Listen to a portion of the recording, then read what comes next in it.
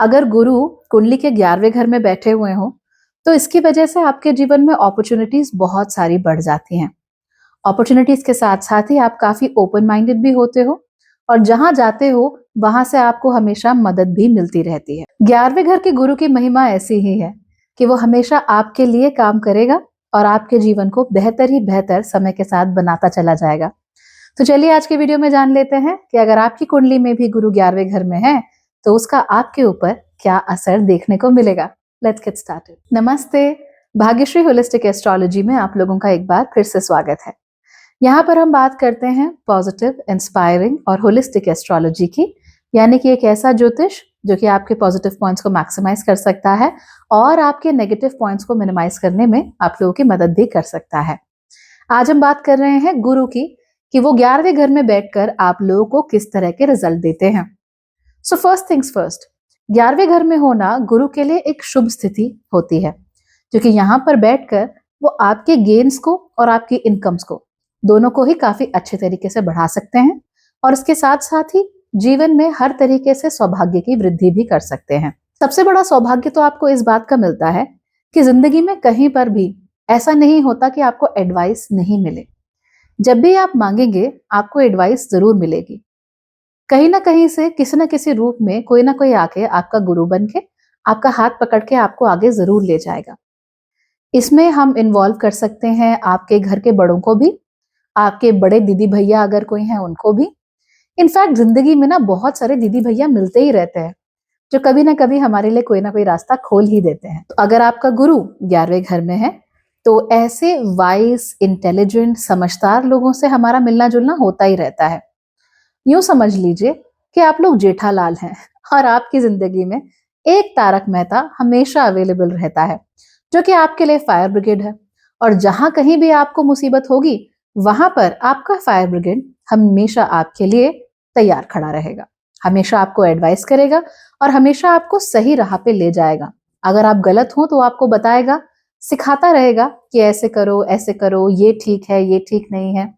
So very beautiful, gentle guidance is often provided by these people. अब अगर Jupiter 11वें घर में होगा तो सबसे पहले तो आपको ऐसे लोगों की कभी कमी नहीं होगी, और दूसरी चीज ये कि आप भी कुछ लोगों के जीवन में ये रोल प्ले कर सकते हैं। यानी कि जैसे मान लीजिए अभी आप बच्चे हो, 20, 22, 25, 26 साल के हो, so you're a kid right now, है ना।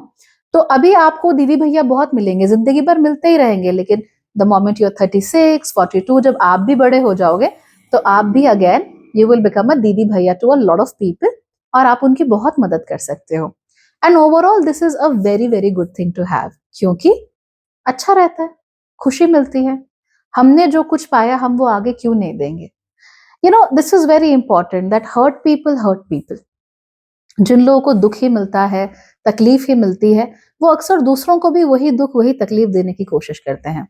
सास को कभी अच्छे से ट्रीट नहीं किया गया, जिंदगी भर परेशान रही, जिंदगी भर उसे यू नो गाय भैंसों की तरह ट्रीट किया गया, तो वो अपनी बहू से भी वही एक्सपेक्ट करने लगती है। और कभी वो देखती है if she is having fun और if she is doing something else तो उसको तकलीफ होने लगती है। ये सब चीजें कॉन्शियसली नहीं होती है, अनकॉन्शियसली होती है।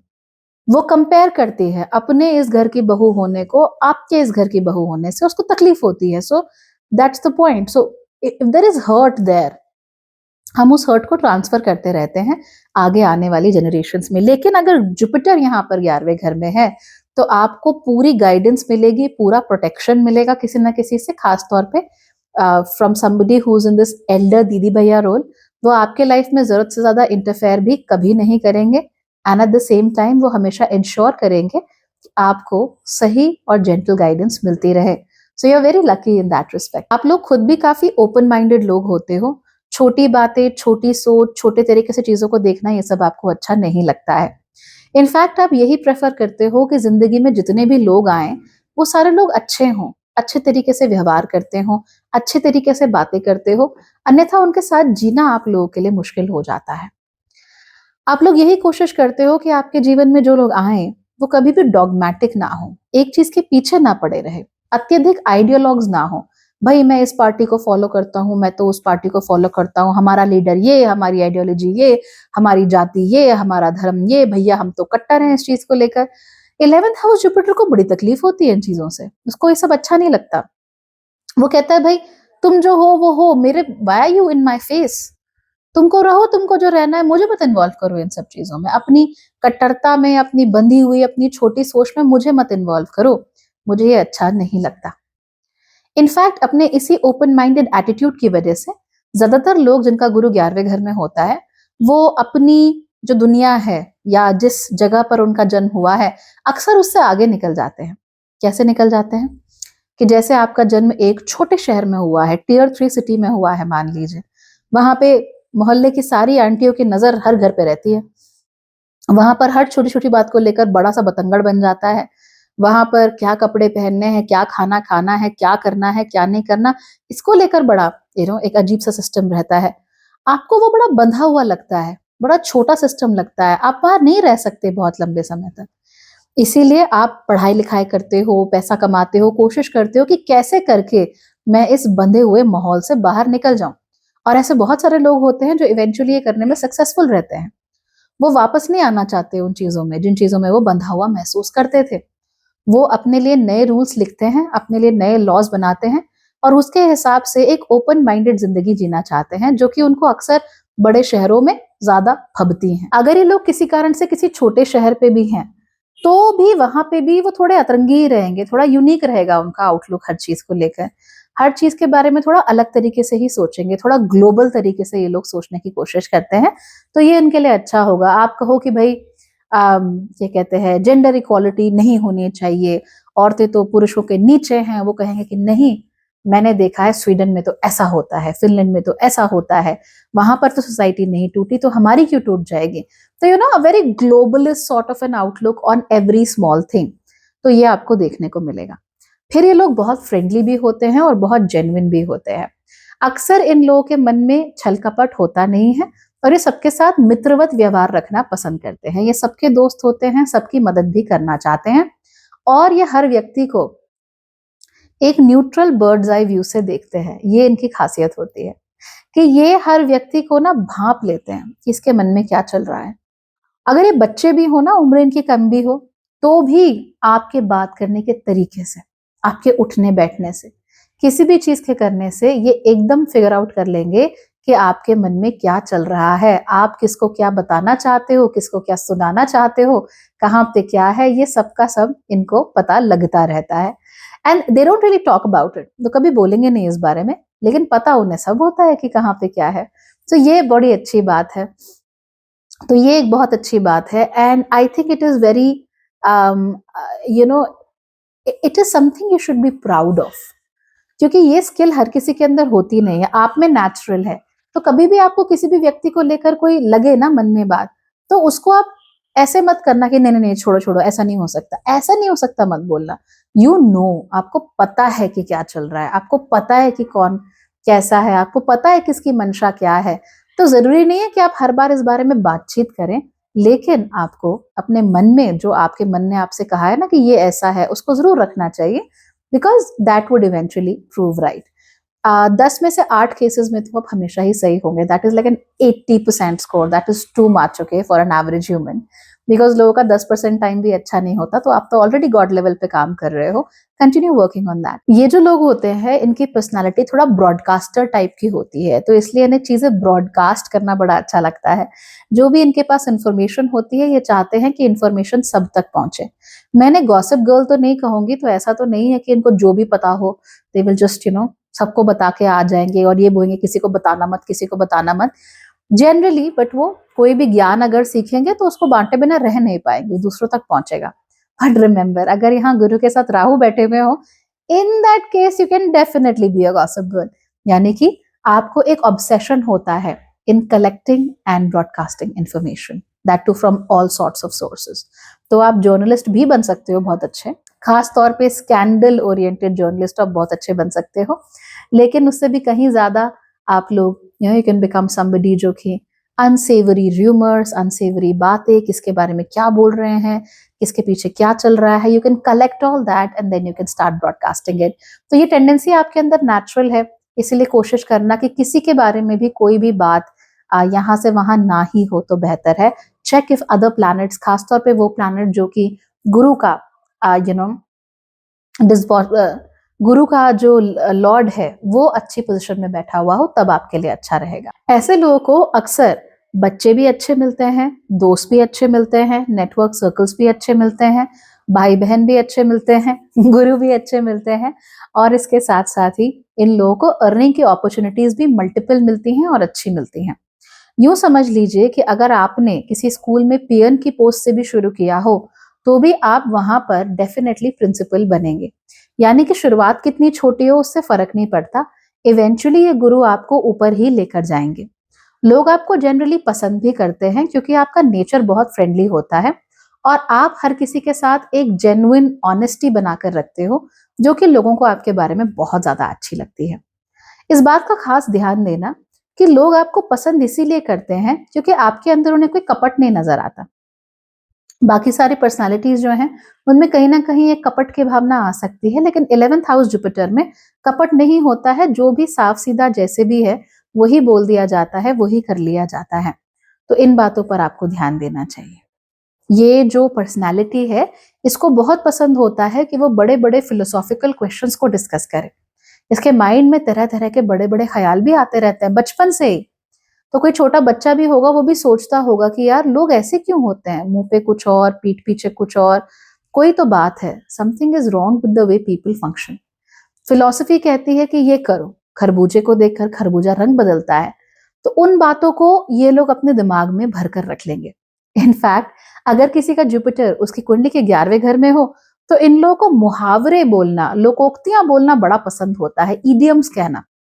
जैसे मैंने कहा ना अभी, खरबूजा खरबूजे को देखकर रंग बदलता है, तो ऐसी बातें बोलना उन्हें बड़ा अच्छा लगता है। किसी को भी डिस्क्राइब करने के लिए कह दे कि हाँ भाई, गंगा गए तो गंगा राम, जमुना गए तो जमुना राम।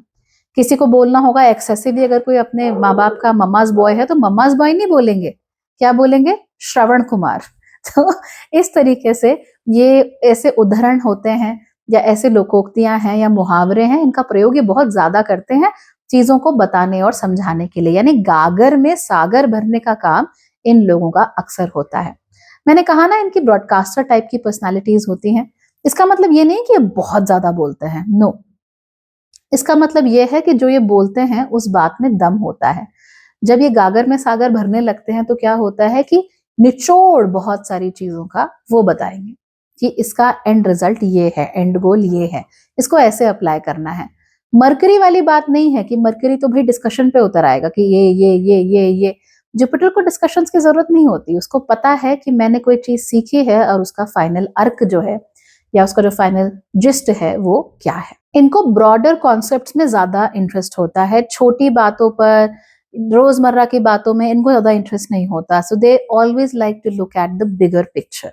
यानी ये चार काम एक साथ हो रहे हैं, मुझे समझ में आ गया, लेकिन ये हो क्यों रहे हैं, इनके पीछे मास्टरमाइंड कौन है, ये सारी चीजें इनको समझ में अक्सर आती रहती हैं। ये लोग क्रिएटिवली भी बहुत स्ट्रांग होते हैं, लेकिन इसमें एक चीज है, even though there creativity strong, उनकी क्रिएटिविटी तब तक निकल के नहीं आती जब तक उसकी जरूरत ना हो। तो अगर किसी जगह पर उन्हें ऐसा लगा कि हाँ भाई, आई एम नीडेड हियर, मेरी क्रिएटिविटी की यहाँ पे जरूरत है, तभी वो अपना क्रिएटिव फैकल्टी को बाहर निकालेंगे। अदरवाइज वो उसको छुपा के रखते हैं, उनको जरूरत नहीं महसूस होती उसको बताने की। Jupiter in the 12th house को अक्सर वैलिडेशन की कोई खास नीड होती नहीं है। मैंने कहा ना, सारे रिलेशनशिप यूजुअली इनके अच्छे होंगे, तो बच्चे से लेकर, भाई बहन से लेकर, गुरु से लेकर, हर जगह से। और क्योंकि फिलोसॉफिकली भी बड़े स्ट्रांग होते हैं, they are very well rooted in philosophy, इसीलिए इनका जो स्वभाव है या जो लाइफ को टैकल करने का तरीका है वो जनरली काफी सॉर्टेड रहता है। इसकी वजह से लाइफ में ज्यादा दुश्मन भी नहीं बनाते हैं और बहुत ज्यादा नेगेटिव जगह पे जाएंगे या नेगेटिव काम करेंगे इसकी भी पॉसिबिलिटीज काफी कम होती हैं, unless other planets are completely evil और bad. These people they will not do anything. ये लोग बस इतना कोशिश करेंगे कि भैया जियो और जीने दो, राइट। जब जहां मेरी जरूरत होगी तब वहां मैं पहुंच जाऊंगा या पहुंच जाऊंगी। जब जहां मुझसे इनपुट चाहिए होगा, जितना बेस्ट मुझसे हो सकता है मैं वो करने को तैयार हूं, बट जरा जरा सी बातों पे मेरे पीछे मत पड़ो। सो दीज पीपल, ये जो क्रूड बातें होती हैं वो उसके साथ बड़े अच्छे से जेल नहीं करते, उनको बड़ा गुस्सा आता है। जो बिल्कुल ही लो आईक्यू बातें होती हैं उनके साथ ये बिल्कुल जेल नहीं कर पाते, इनको परेशानी होती है, बोलती कि कैसी बातें हैं, ये क्या है, I am not talking to these people, मेरा इनसे कोई लेना देना नहीं है। मैं इन लोगों के साथ कोई अपना रिश्ता जोड़ के नहीं रखना चाहता या रखना चाहती। तो ये बहुत ज़्यादा होता है। इसके अलावा क्रूड लेवल की जो बातें होंगी, जैसे कि लेट्स से बहुत ही घटिया तरह की जो स्पीच है वो उनको अच्छी नहीं लगती। घटिया तरीके से अपने आप को प्रेजेंट करना, हमेशा गंदे फंदे बने रहना, ये सब इनको अच्छा नहीं लगता। दे लाइक पीपल जो भद्र लगते हैं, भद्र बातें करते हैं, भद्र तरीके से अपने आप को होल्ड करते हैं। So they are very very they like that a lot. और मुझे भी इनकी यही बात अच्छी लगती है कि उनको पता है कि भद्र लोग क्या है और वहां पे कैसे पेश आना है। ये लोग हर चीज को बहुत जल्दी सीख भी जाते हैं। So learning tendencies are fantastic in these people. आप लोग ये भी नोट करेंगे कि ये लोग मल्टीपल अलग अलग तरह के कॉन्सेप्ट्स को एक साथ बहुत अच्छे से सीख जाते हैं। और अगर आप उन्हें एक बार कोई चीज बोलोगे कि ये ऐसे होनी चाहिए, तो वो हर बार फिर वैसे ही होगी। तो कहने का अर्थ ये है कि इन लोगों को बस एक हल्की सी गाइडेंस या हल्के से पुश की जरूरत होती है किसी भी डायरेक्शन में, और जैसे ही आप उन्हें वो पुश देना शुरू कर दो, उसके बहुत जल्दी रिजल्ट्स आपको मिलने शुरू हो जाते हैं। लेकिन नैसर्गिक रूप से जो 11वां घर होता है वो शनि और राहु का घर होता है। जहां पर शनि इन्वॉल्व हो जाते हैं वहां पर लॉन्ग टर्म चीजें होनी ऑब्वियस होती हैं। तो अब ऐसा क्या है कि आपको गेन्स मिलेंगे, लगातार मिलते चले जाएंगे और लॉन्ग टर्म में मिलेंगे। तो मुझे एक बार ही छप्पर फट गया, लॉटरी लग गई, मे बी पॉसिबल समटाइम्स, लेकिन आप जो भी मोस्टली इनकम अर्न करेंगे वो अपनी मेहनत से over a long period of time he earn करते हैं। मल्टीपल सोर्सेस से भले ही अर्न करें, लेकिन टाइम पीरियड्स हमेशा लंबे ही होते हैं। सो कभी भी भूल कर ये मत सोचना कि oh Jupiter in 5th house is so auspicious, तो अभी तो मुझे लॉटरी लग जाएगी। That's not how it works. सबसे अच्छी बात यह है कि ये लोग कभी लर्निंग नहीं छोड़ते हैं, हमेशा सीखते रहते हैं, हमेशा आगे बढ़ने के बारे में सोचते रहते हैं, हमेशा अपने आप को बेहतर बनाने के बारे में सोचते रहते हैं। और इसी वजह से ये अक्सर मल्टीपल डिसिप्लिन्स में बहुत अच्छे होते हैं। तो आपको ऐसा कोई व्यक्ति दिख जाएगा जो सॉफ्टवेयर में भी बहुत अच्छा होगा और मार्केटिंग स्किल्स भी बहुत अच्छी होंगी, बिकॉज उनका जुपिटर उनको ये दोनों ही चीजें अलाउ करता है। I think that is really fantastic to be in a position like this. That is not all. ये जो लोग हैं ना, ये हमेशा सोचते हैं कि जो मैं जानता हूं या जानती हूं उसके आगे भी कुछ है, मैं उसे कैसे सीख लूं, मैं उसे कैसे पता कर लूं, मैं उस तक कैसे पहुंच जाऊं। ये बहुत होता है। धार्मिक प्रवृत्ति भी इनके अंदर अक्सर ज्यादा होती है। धर्म का आडंबर नहीं करेंगे, बिकॉज अगेन 11th हाउस है, नेचुरल शनि और राहु का हाउस है, तो आडंबर नहीं है। मानेंगे पूरा, पर उसका ड्रामा नहीं करेंगे, उसके नाटक नहीं करेंगे।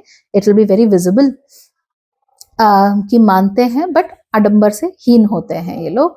और उसके साथ साथ ये क्या करेंगे कि जो भी काम करेंगे रिलेटिवली क्वाइटली करेंगे। हाँ, लेकिन लर्निंग की जहां तक बात है, अकेले तो ये लोग सीख ही सकते हैं, लेकिन ये बेस्ट सीखते हैं क्लासरूम एनवायरनमेंट में, जहां उनके साथ 4 लोग और हों। फिर अब 4 लोग और होते हैं तो सवाल पूछते हैं, तो आपको भी सवाल पूछने का मन करता है। तो वो एक जो इंटरैक्टिव स्पेसेस होते हैं इनको बहुत अच्छे लगते हैं। And the smaller the interactive space the better. तो देखिए, अगर कहीं 1000 लोग आ गए एक ही जगह पे, तो वहां तो आपस में इंटरेक्शन नहीं हो पाता 1000 लोगों का। लेकिन अगर 10 लोग हैं, 15 लोग हैं, तो वहां पे the interaction actually goes to a different level all together. वो उनको बहुत अच्छा लगता है और उससे उनको बड़ी शांति भी मिलती है, दिल को बहुत तसल्ली भी मिलती है कि हम जो कर रहे हैं वो ठीक कर रहे हैं। So again good thing overall to have Jupiter in the 11th house. However, यहाँ पर भी हमको बहुत सारी वेरिएशंस देखने को मिल सकती है। फॉर इंस्टेंस, जुपिटर अगर स्ट्रांगली प्लेस्ड है, मान लो सजिटेरियस राशि में है, या फिर सिंह राशि में है, या फिर कर्क राशि में है, तो जनरली आपका इंट्यूशन बहुत स्ट्रांग करेगा। खासतौर पे एक्सॉल्टेशन में यानी कर्क राशि में you will have a massive intuition. आपको शक्ल देख के पता लग जाएगा किसी इंसान की कि उसके दिल में क्या है। Really you will just know. In fact कई बार ऐसे हो कि आने वाली कोई चीज होगी ना, तो आपको अंदाजे लगने शुरू हो जाए कि भाई ऐसे होने वाला है, ये चीज ऐसे चलेगी, ये चीज ऐसे काम करेगी। तो ये आपको पता लगता रहेगा। तो जैसे ही पता लगता रहेगा, वो आपके लिए अच्छा हो जाएगा, बेहतर हो जाएगा, and it will guide you for the future, right. तो ये बहुत अच्छा है। लेकिन वैसे भी जुपिटर अगर अच्छी पोजिशंस में रहे, जैसे सिंह राशि में, सजिटेरियस राशि है मैंने बोला, then you become lion like. तो गज केसरी एक तरीके से आप बन जाते हो। इट्स नॉट गज केसरी योग, but the strength of a 100 elephants and the majesty of a lion, ये सब आपको देखने को मिलती है, which is fantastic. You can't ask for anything more if you have this. अगर आप कोशिश करेंगे तो आपको उसके लिए रिजल्ट जो है वो मिलते रहेंगे। आप 1 गुना कोशिश करो, आपको 3 गुना रिजल्ट मिलेंगे। आप वो कोशिश रिपीट करते रहो, आपको उसके रिजल्ट मिलते ही चले जाएंगे। So that's the beauty of having Jupiter in the 11th house. I am तो personally very fond of it. I wish I had Jupiter in the 11th house. Unfortunately no. जिनका स्ट्रॉन्ग जुपिटर होगा वो लोग अपना जिस चीज में उन्हें यकीन है या जो वो प्रैक्टिस करते हैं उसके ऊपर पूर्ण विश्वास रखते हैं। और as I said before also, उनको वैलिडेशन की नहीं नीड होती। ये लोग बहुत वाइज होते हैं, लर्नड होते हैं, प्रैक्टिकल भी होते हैं, लेकिन सबसे बड़ी बात ये इम्पार्शियल होते हैं, ये बायस्ड नहीं होते, किसी की साइड नहीं लेते जबरदस्ती। जो भी हो रहा है उनको साफ साफ नजर आ रहा होता है और फिर वो उसके अनुसार ही काम करते हैं, उसके अनुसार ही अपना ओपिनियन बनाते हैं। तो आप इन्हें जबरदस्ती किसी की साइड लेने पे मजबूर नहीं कर सकते अगर उन्हें सब चीज पता है तो। अगर इन्हें नहीं पता होगा तो पहले ये सब चीज जानने की कोशिश करेंगे, उसके बाद ही अपना कोई ओपिनियन फॉर्म करेंगे। तो अगर मान लीजिए आपका कोर्ट केस है तो आप चाहेंगे कि जो जज है उसका जुपिटर 11वें घर में ही हो, राइट। हाँ, अगर यहाँ पर आकर गुरु बहुत कमजोर हो जाता है तो बड़ी कहानी पलट सकती है। कैसे पलट सकती है? जैसे जुपिटर यहाँ आगे अगर डिबिलिटेट हो गए, नीच के हो गए, तो फिर घमंड बहुत आ जाता है। बहुत मतलब ओवर घमंड होता है चीजों का। आप ओवर स्मार्ट बनने की कोशिश करने लगते हो। आप ये दिखाने की कोशिश करने लगते हो कि भैया मुझे तो पता है, मुझे तो आता है, तुझे आता हो चाहे ना आता हो, राइट। आप ऐसे दिखाने की कोशिश करते हो कि भाई I I know everything, I am a know it all. उसकी वजह से आप फिर दूसरों के साथ आर्ग्यू करना शुरू कर देते हो। तो क्योंकि आपको प्रूव करना है ना कि भाई जो मुझे आता है वो ठीक है, वो सही है, इसलिए आप दूसरे लोगों के साथ झगड़े वाली स्थिति में या आर्ग्यूमेंट की स्थिति में बहुत फ्रीक्वेंटली फंस जाते हो और कहते हो कि नहीं मैं सही हूँ, मुझे पता है, मुझे आता है। अब ऐसे में चाहे आप कितने भी सही क्यों ना हो, लेकिन आपके लोगों के साथ संबंध बहुत इजीली बिगड़ भी जाते हैं और आपको ये भी समझ नहीं आता कि भाई हम अपने आप को दुनिया के सामने प्रेजेंट करें तो कैसे करें। सो ये जो एरोगेंस है या ये जो आर्ग्यूमेंटेटिव सा नेचर है आपका, ये जो नीड है to prove yourself right, उसकी वजह से कहीं ना कहीं आपको मुसीबतें झेलनी पड़ती है और आपका जो यश है वो टेम्पररीली ही सही लेकिन अपयश में बहुत आसानी से बदल सकता है। इसीलिए बी केयरफुल। आपकी एक और आदत है जिसकी वजह से आपको परेशानी झेलने को मिल सकती है, जो कि कमजोर गुरु में बहुत बढ़ जाती है, और वो ये है सबसे इंफॉर्मेशन कलेक्ट करने की आदत। ये जो इंफॉर्मेशन कलेक्ट करना है ना, that could be your Achilles heel, right. यहाँ पे आप टाइम वेस्ट भी ज्यादा कर सकते हो और उसकी वजह से आप किसी नतीजे तक ना पहुंचो, इसकी हमको देखने को मिल सकता है, इसकी पराकाष्ठा हो सकती है लिटरली। तो फॉर इंस्टेंस आप लोगों को मान लो ज्योतिष के बारे में जानना है, तो अब आप ज्योतिष की हर किताब खंगाल डालोगे, हर चैनल देख डालोगे and you will get really confused. और जब कंफ्यूजन शुरू हो जाएगा तो आपको समझ नहीं आएगा कि भाई अब आगे कैसे बढ़ें, क्या करें क्या ना करें। So that becomes a very weird situation where you know everything but खिचड़ी है उस चीज की। और वो खिचड़ी की वजह से अब आपको भी नहीं पता कि मुझे जाना है तो कहाँ जाना है। रिमेंबर, जब गुरु अच्छा होगा तो गुरु मिल जाएंगे आपको, सिखाने पढ़ाने वाले मिल जाएंगे आपको, सिस्टमैटिक तरीके से गाइड करने वाले मिल जाएंगे। जब गुरु कमजोर हो जाएगा तो फिर वहां से सिस्टमैटिक गाइडेंस नहीं मिलती है। कोई बताने दिखाने वाला होता नहीं है, और अगर कोई होता भी है तो वो भी आपको पसंद नहीं करता। That's very weird, they don't like you, या फिर वो आपके साथ कोई खास मतलब नहीं रखना पसंद करते। गुरु के यहाँ पर कमजोर हो जाने से आपके फ्रेंड ग्रुप में भी प्रॉब्लम आती है, भाई बहनों के साथ भी प्रॉब्लम आती है, आपकी शादी में भी प्रॉब्लम आती है, थोड़ा बहुत बच्चों के साथ भी दिक्कत आप लोगों को आ ही सकती है, एंड फाइनली लोगों के साथ कनेक्ट करने में भी आप लोगों को दिक्कत आ सकती है। अगर जुपिटर यहाँ पर केतु के साथ जाकर बैठ जाते हैं तो स्थिति बड़ी ही ऑड हो जाती है, जहां पर आपके पास इंट्यूशन तो बहुत सारा होता है लेकिन उस इंट्यूशन की अवेयरनेस ही नहीं होती। जहां आपको पता तो बहुत कुछ लग रहा होता है बट अगेन अवेयरनेस नहीं होती।